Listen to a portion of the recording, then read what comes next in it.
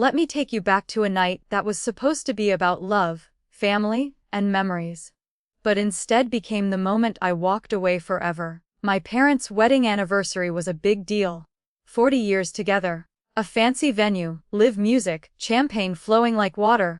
Everyone was dressed up, smiling, laughing, posting photos like we were some picture perfect family straight out of a magazine.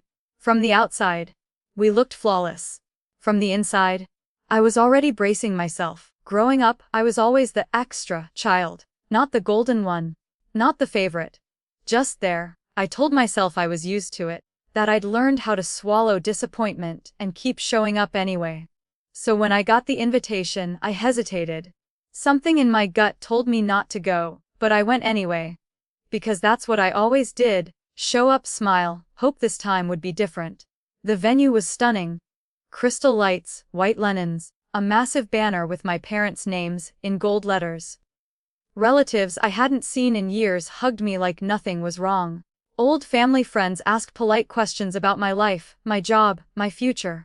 And every time my parents overheard, they corrected the story. "Oh, don't exaggerate."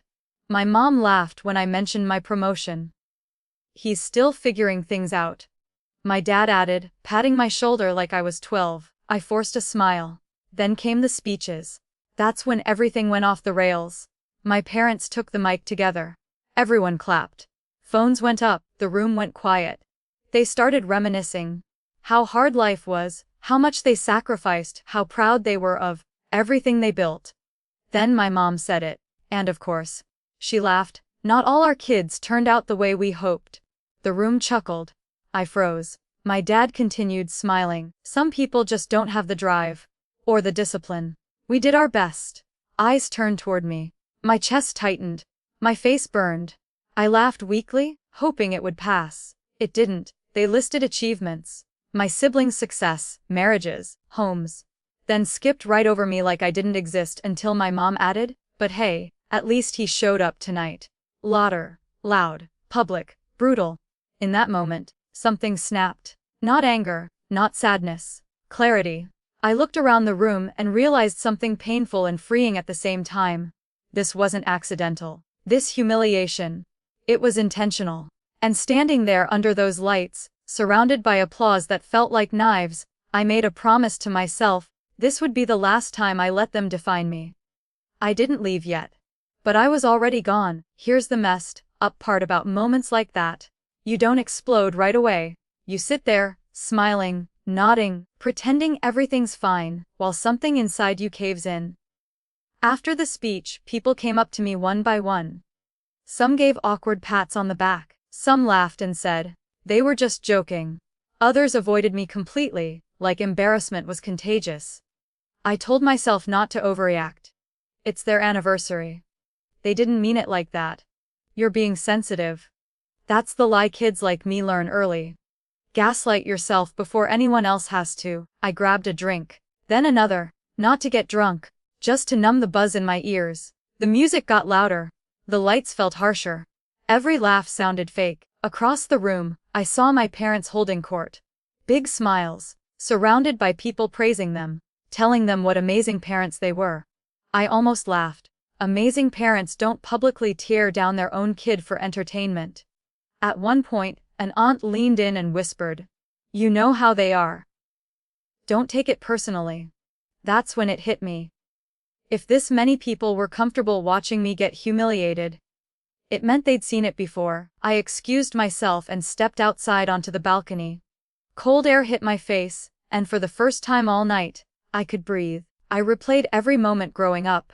Every comparison, every, "Why can't you be more like?" Every backhanded compliment disguised as concern. This wasn't a one-off. This was a pattern, and I'd been the punchline my whole life. I checked my phone. No messages. No, "Are you okay?" No apology, nothing. Inside, the party raged on. That's when my dad came outside. He looked annoyed, not concerned. Annoyed. "What's with the attitude?" he asked. "You couldn't just take a joke." A joke. I stared at him, waiting for something, anything, that sounded like remorse. Instead, he sighed. "You always make things uncomfortable." That sentence hit harder than the speech. Because it told me everything. My pain wasn't the problem. My reaction was, I nodded, calm, too calm. You're right, I said, and for the first time, I meant something different than what they heard. I went back inside, hugged a few relatives, grabbed my coat, and walked toward the exit. No dramatic scene, no yelling, no tears, just silence. As I stepped out, the music faded behind me, the doors closed, and in that quiet moment, I realized something terrifying and powerful. If I stayed, this would be my life forever. And I wasn't going to let that happen. Not anymore. You ever drive with no music on, no destination typed in, just your thoughts riding shotgun? That was me that night. Hands tight on the wheel, chest heavy, replaying every word like a broken record. The city lights blurred past, but my mind was stuck back in that room. The laughter, the looks, the way my parents smiled while tearing me down like it was entertainment. That's when the thought hit me, loud and clear. Why am I still chasing approval I'm never going to get? I pulled over at a gas station around midnight, sat there staring at my phone. My parents hadn't called. Not once. No apology. No explanation. No concern. That silence was louder than their words. I realized something painful but freeing. They weren't confused about what they did. They were comfortable with it, and comfort doesn't change. So I did something I'd never done before. I made a decision without asking for permission. I drove to my apartment, packed a single suitcase, grabbed important documents, and left the rest behind. Photos, furniture, memories, all of it stayed, because if I took everything, I might talk myself into staying. By morning, I was on the road again. Different direction this time, no announcement, no goodbye text, just space. The farther I drove, the lighter I felt. Not happy, not yet, but free. That first week was rough. Cheap motel, takeout meals, sleepless nights where guilt crept in, whispering that I was being dramatic, ungrateful, selfish. Every time I imagined going back, my chest tightened. That's how I knew I was doing the right thing. I changed my number, blocked group chats, deleted social media for a while. I needed silence to hear myself think. And in that quiet, something wild happened. I started remembering who I was before I learned to shrink. Before every success came with a disclaimer. Before every dream needed approval. Before love felt conditional. Leaving didn't fix everything. But it stopped the bleeding. And that mattered. What I didn't know yet was that my parents noticed my absence quicker than they expected, and when they realized I was serious, they didn't reach out with apologies. They reached out with control. You'd think disappearing would buy peace, space to heal, time to breathe. But when you grow up in a family that survives on control, silence doesn't calm them. It threatens them. 2 weeks after I left, my phone buzzed from an unknown number. It was my mom. No, are you okay? No, we're worried. Just this. Running away doesn't solve anything. I stared at the screen, pulse pounding. Running away. Funny how leaving disrespect is always framed as weakness. But tolerating it is called loyalty. I didn't respond. That's when the messages escalated. My dad accused me of being dramatic. Said I embarrassed them by leaving early. Claimed people were asking questions, and I made them look bad. That part told me everything. It was never about hurting me. It was about image. Then came the guilt trips. You owe us. We sacrificed everything. Family doesn't abandon family. Each message felt like a hook trying to reel me back in, but something had shifted inside me. I wasn't angry anymore. I was detached. And detachment scares people who rely on your reactions. They started calling relatives, friends, anyone who might pressure me to come back. Suddenly I was getting messages like, "Your parents are heartbroken," and "They didn't mean it that way." Same old script. That's when I finally replied. One message. Nothing emotional. Just the truth. I'm taking space. Please respect that. No insults. No explanations. That message didn't bring peace. It lit a fuse. Because the next move they made crossed a line I never expected. And it forced me to stop being passive and start protecting myself for real. I always knew my parents had control issues. What I didn't know, what I never imagined, was how far they'd go when control slipped through their fingers. A month after I left, I got an email notification that made my stomach drop. Your access has been restricted. At first, I thought it was spam. Then I checked the sender. My bank. I logged in, locked out. Heart racing, I called customer service. After 20 minutes of hold music and scripted apologies, the rep finally said something that chilled me. An authorized party requested changes to the account. Authorized party. My parents. Turns out, years ago, back when I still trusted them, I'd added my dad as a secondary contact, just in case. They used that opening to freeze shared access, delay transfers, and make my life just inconvenient enough to scare me. That wasn't protection. That was punishment. I felt that old panic creeping back in, the one they trained into me since childhood. The urge to call, explain, beg, smooth things over. Instead, I did the opposite. I called a lawyer. Not because I wanted to fight, but because I wanted boundaries with teeth. The lawyer didn't look surprised. He'd heard this story 100 times. Control escalates when consequences don't exist, he said. Within days, we separated accounts, revoked permissions, documented everything. Clean legal. Final. When my parents realized their leverage was gone, they exploded. Voicemails. Emails. Long messages swinging between rage and fake concern. You're tearing this family apart. This isn't who you are. Raised you better. No.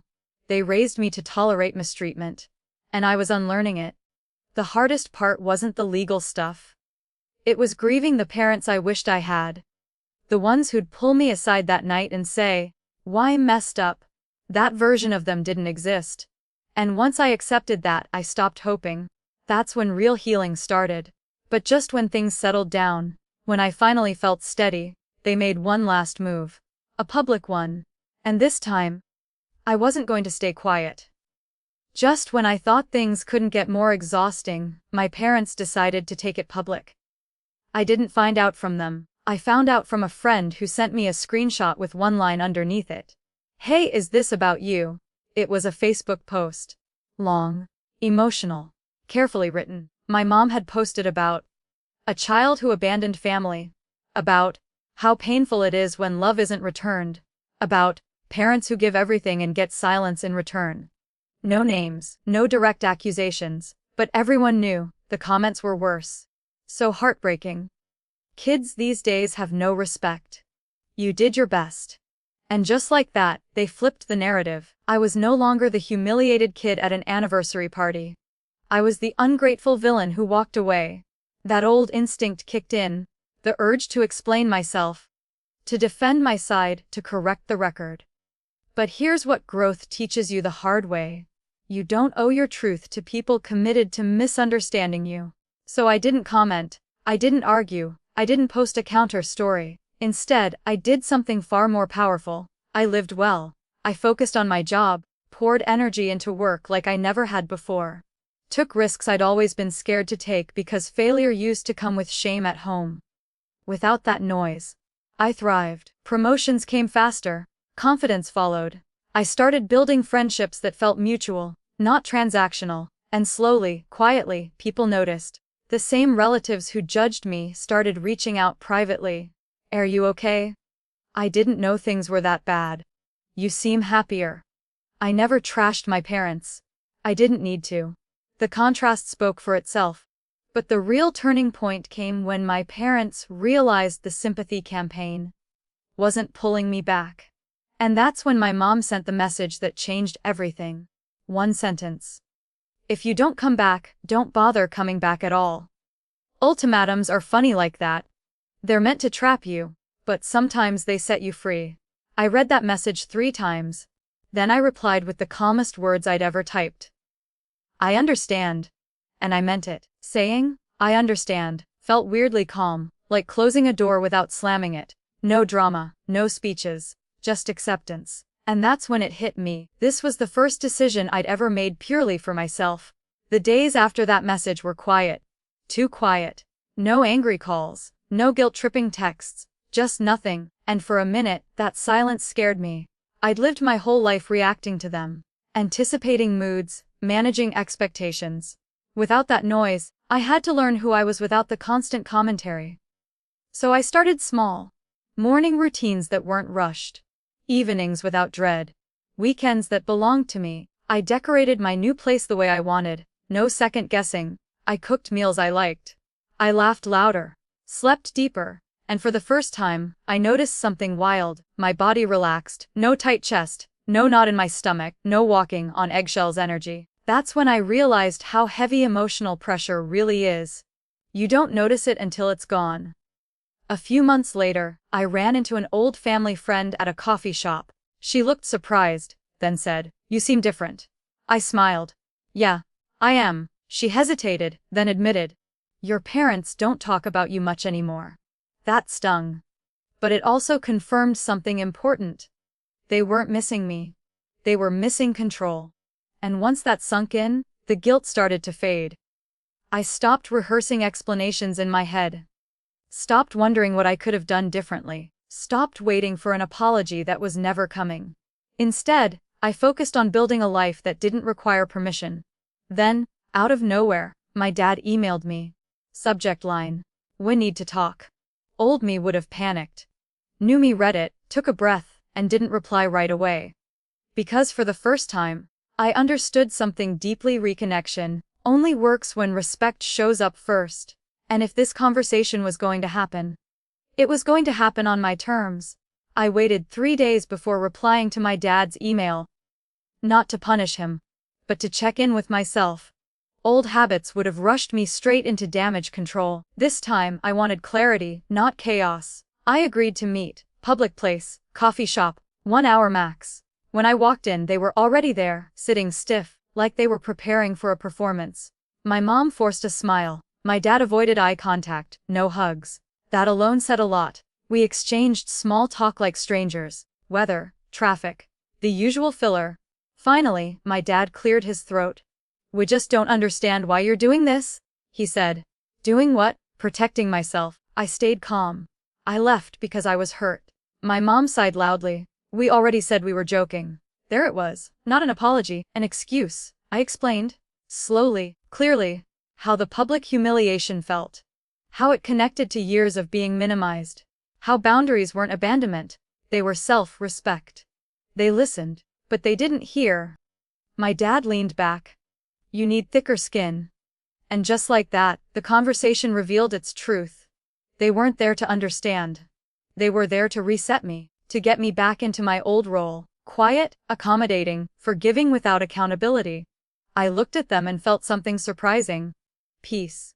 "I'm not asking you to agree," I said. "I'm asking you to respect my boundaries." My mom shook her head.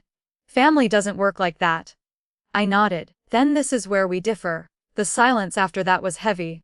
We finished our drinks. No yelling, no tears, just clarity. As I stood to leave, my dad said, "So that's it?" I paused. "That depends on what you do next." I walked out knowing something important. Closure doesn't come from other people changing. It comes from you stopping the negotiation. And from that moment on, I stopped. Once that meeting ended, something inside me locked into place. Not anger.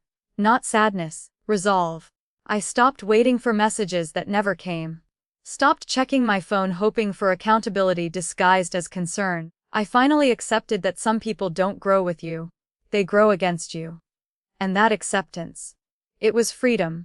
I poured myself into a life they had no access to. New routines, new goals, new people who didn't know me as their child, but as me. I traveled, nothing flashy, just enough to remind myself the world was bigger than one family dynamic.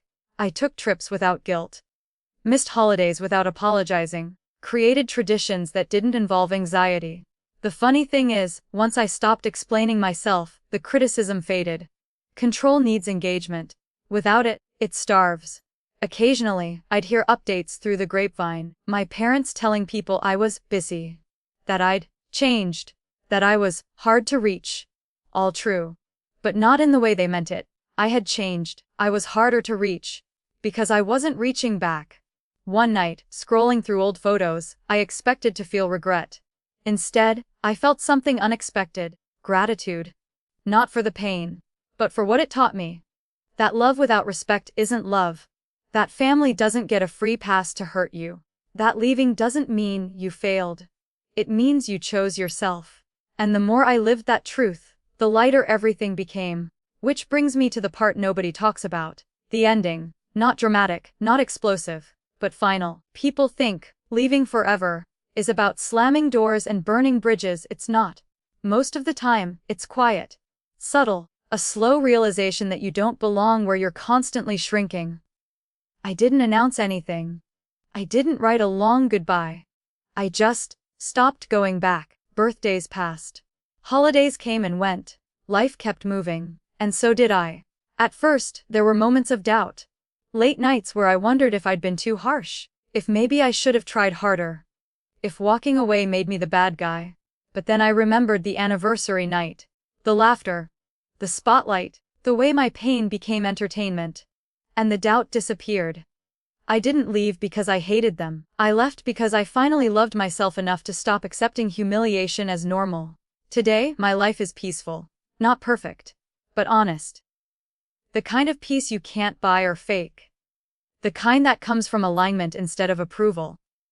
I've learned that healing doesn't always look like reconciliation. Sometimes, it looks like distance. Sometimes, it looks like silence. Sometimes, it looks like choosing yourself even when no one claps. And if you're watching this and you're standing at that edge, wondering if it's okay to walk away from people who hurt you just because they're family, let me tell you this. You're not weak for leaving. You're not cruel for setting boundaries. And you're not wrong for wanting respect. The night my parents humiliated me was the night I stopped begging to be seen and walking away forever. That's when I finally started living.